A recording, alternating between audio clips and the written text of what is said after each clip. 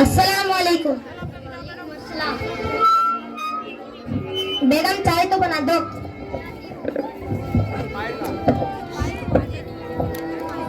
बेगम बहुत थका हूँ, चाय तो बना दो। बनाती हूँ, कहा ना। मेरे और माँ के लिए भी चाय बना दो। माँ को तो पहले पिला चुकी हूँ। मैंने कहा ना, माँ के लिए भी चाय बना दो। सारा दिन काम करती हूँ, सबके नखरे उठाती हूँ, मैं तो एक कभी बनाऊंगी। ये क्या बात हुई भला? बस बहुत हो गया, बहुत कर ली तुम्हारी और तुम्हारी माँ की खिदमतें। या तो इस घर में मैं रहूंगी या तुम्हारी माँ। जा रही हूँ मैं। अरे रुको, सुनो, मैं कुछ करता हूँ, रुको रुको।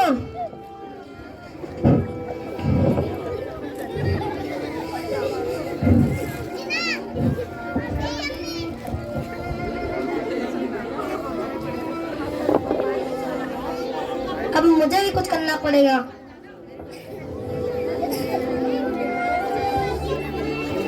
माँ को भी समझाना पड़ेगा।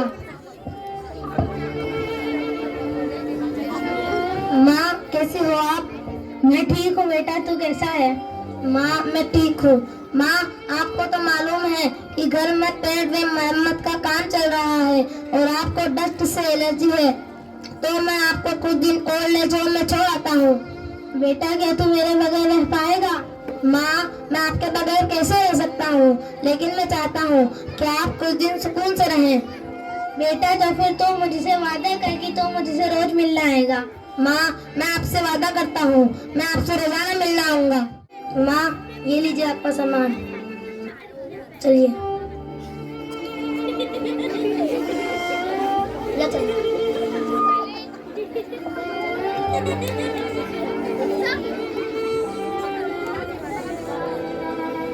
माँ मैंने बात कर ली है, अब आप जाएं।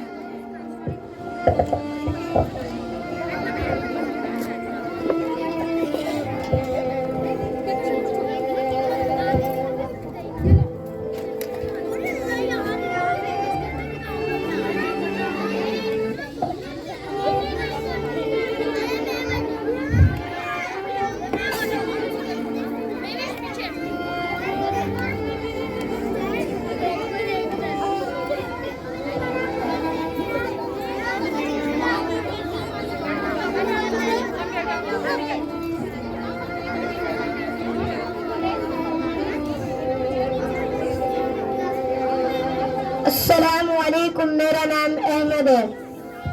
और मेरा नाम राशिद है। वालेकुम अस्सलाम, मुझे सलमा कहते हैं। मैं साहब एक दिन के लिए यहाँ आई हूँ। वो क्या है ना, मेरे बेटे के घर में पेंट और मरम्मत का काम चल रहा है और मुझे एलर्जी है, इसीलिए मैं यहाँ आई हूँ। अच्छा, तो क्या करता है आपका होनहार? तो क्या करता है आपका बेटा? वो एक बड़ी कंपनी में मुलाजिमत करता है। अरे मैं तो भूल ही गई, फोन करके पूछ तो लूं कि वह घर पहुंचा कि नहीं।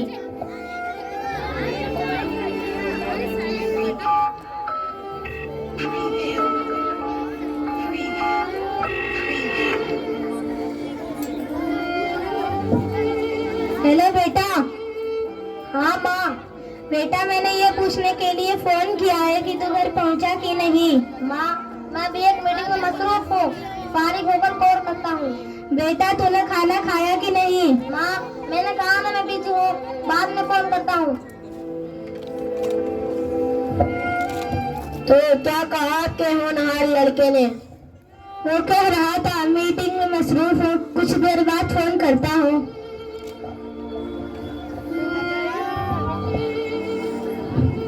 सालों से हुए हम, सब कुछ देख लिया है मेरी आंखों ने। अब जितने जल्दी आप इस घर को अपनाएंगे उतना बेहतर होगा आपके लिए। ये कैसी बात कर रहे हैं आप? मेरा बेटा ऐसा नहीं है, बहुत प्यार करता है वो मुझसे। देख लीजिएगा, एक दिन वह मुझे लेने जरूर आएगा, फिर मैं आपको बताऊंगी। वैसे ये जगह इतनी भी बुरी नहीं है, खामोशी है, सुकून है, वक्त पे खाना भी मिलता है, कुछ दोस्त मिल जाते हैं, और क्या चाहिए। मैं तो कहता हूँ आप अपना दिल यहीं लगा लें।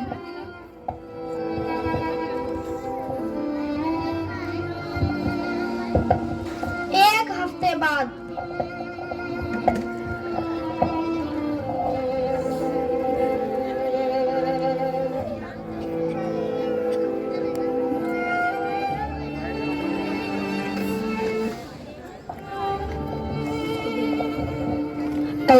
रहने दीजिए सलमा जी, नहीं उठाएगा वो। देखिए सलमा जी, आपको मेरी बातें बुरी लगती है, मगर मेरी बातों का बुरा मत मानिए। ये उम्मीद बांधने का कोई फायदा नहीं, जो हो रहा है उसे होने दीजिए, यही हमारा नसीब है। नसीब होंगे आपके बुरे, देख लीजिएगा, मेरा बेटा मुझे लेने जरूर आएगा, फिर मैं आपको बताऊंगी। देखिए सलमा जी, हम भी चाहते हैं कि आपका बेटा आपको लेने आए, लेकिन हम ये भी जानते हैं जो इस जगह आता है वो आसानी से यहाँ से नहीं जाता। 45 दिनों बाद की एक सुबह।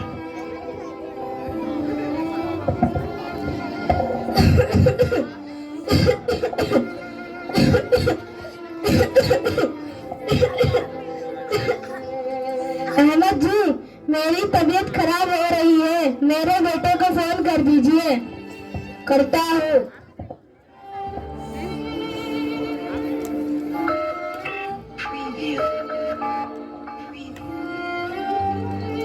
हेलो।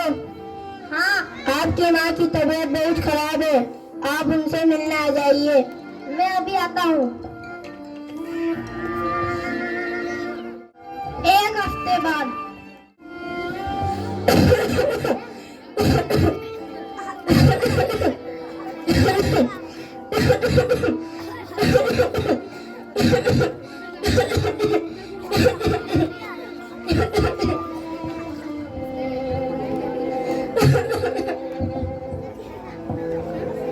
अरे सलमा जी की तबीयत बहुत खराब है, उनका बेटा अभी तक उनसे मिलने नहीं आया। हाँ।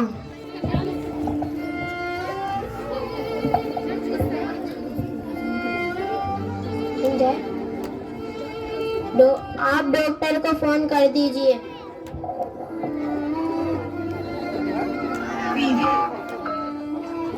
हेलो डॉक्टर साहब, ओल्ड एज होम में एक लेडीज की तबीयत खराब है, जल्दी आइए। जी आता हूँ।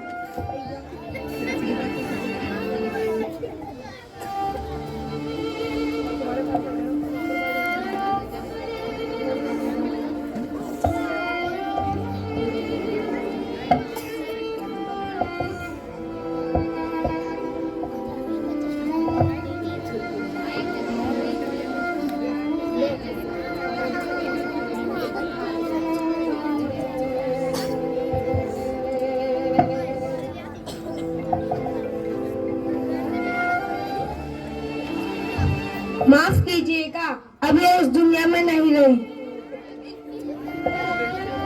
क्या हुआ ये?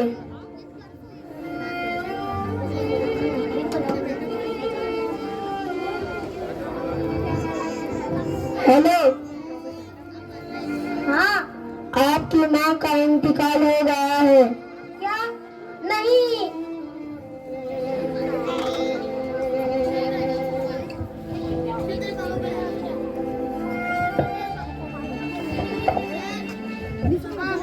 माँ आपको क्या हो गया? माँ माँ माँ मुझे माफ कर दो। माँ माँ माँ मुझे माफ कर दो। माँ आपको क्या हो गया?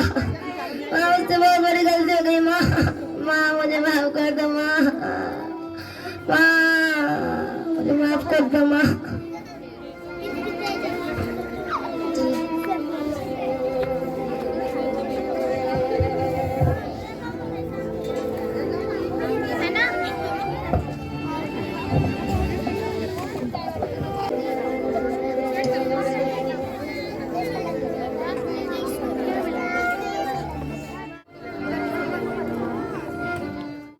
हमें बचपन में माँ बाप की होती है, हमारी उतनी जरूरत माँ बाप को बुढ़ापे में होती है।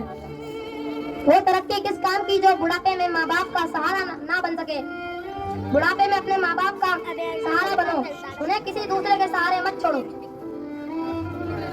डियर व्यूअर्स, इस ड्रामे के जरिए हम आपको ये मैसेज देना चाहते हैं कि हमारे माँ बाप चाहे वे कितनी भी उम्र पर पहुंच जाएं, हमें उनकी हमारी जरूरत होती है। आजकल की जनरेशन में देखा जा रहा है, बच्चे अपने पेरेंट्स को बहुत समझते हैं और अपने पेरेंट्स के साथ बुरा व्यवहार करते हैं,